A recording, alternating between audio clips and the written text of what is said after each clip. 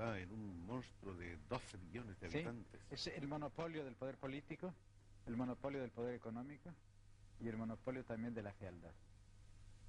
De modo que hay que refugiarse precisamente en los rincones esos antiguos, hay que buscar a San Angelín y esos pequeños pueblos que fueron absorbidos e integrados en la ciudad, donde quedan todavía las calles recoletas, empedradas.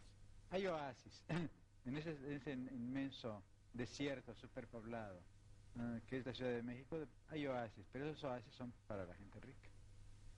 Es otro de los grandes fracasos, digamos, de la Revolución Mexicana, que no ha resuelto ese problema fundamental de la excesiva distancia entre ricos y pobres. De modo que Octavio Paz se muestra partidario de una descentralización urgente. Sí. Como una medida, digamos, hasta sanitaria, de terapéutica nacional. Sí, bueno, yo, en el sentido demográfico, en el sentido urbanístico, pero sobre todo en el sentido político. Me parece que el gran criminal del siglo XX es el Estado centralista que monopoliza el poder político y el poder económico. El gran tema parecía que el gran tema del siglo XX iba a ser la sustitución del sistema capitalista por un sistema socialista. Pero yo creo que la crítica de los anarquistas al programa marxista desde el siglo XIX, desde Bakunin, desde antes, desde Proudhon, ha sido profética. El gran criminal del siglo XX, vuelvo a repetirlo, es el Estado. Sobre todo en aquellos países en los cuales el Estado posee la propiedad de los medios de producción, por una parte, por la otra, la propiedad de la ideología, y por otra, y siendo propietario de los medios de producción y propietario de la ideología, es también propietario de los productos del trabajo y de las almas humanas. Este es un acto de fe de Octavio Paz en contra de los totalitarismos, está claro. Exactamente. En este libro, lleno de recuerdos de infancia, aparecen nombres: Guillermo, Alfonso, Emilio. Son mis primos y mis amigos. Es bastante poco imaginativo el poema por lo que se refiere a los datos, ¿no? Era una infancia alegre, preocupada, atormentada, iluminada por muchas vigilias dedicadas a los libros. ¿Cómo eran estos años de niño? Bueno, era una infancia como todas las infancias, y que no hay que idealizar.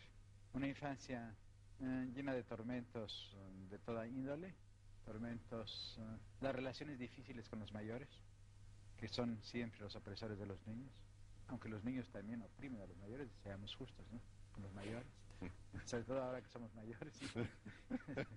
Que ha cambiado la cosa. Sí.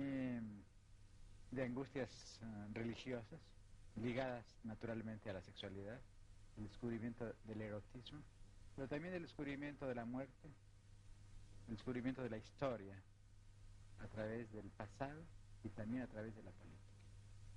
Cuando yo tenía 15 años, desperté políticamente, porque hubo una gran huelga estudiantil. Y en esa época se sitúa otro momento en que España se me aparece de un modo digamos, profético. Yo asistía a la clase de álgebra y mi compañero de banco era un chico mucho mayor que yo, se llamaba José Bosch, era de origen catalán. Yo tendría 15 años, él tendría 17, 18. Y un día me deslizó debajo del pupitre un folleto. Y cuando tomé el tranvía, abrí el folleto y era una publicación de la Federación Anarquista Ibérica, de la FAI, un texto de Kropotkin. Y mi amigo era anarquista, mejor dicho, su padre era un obrero catalán que había emigrado a México y que era miembro de la FAI. Entonces uno de mis primeros contactos con los problemas reales, los problemas de la historia mundial en el siglo XX, fueron a través de este amigo mío, José Bosch, que me abrió las puertas a la realidad a través de una ventana por la cual sigo teniendo una gran simpatía, el pensamiento anarquista. Colegios.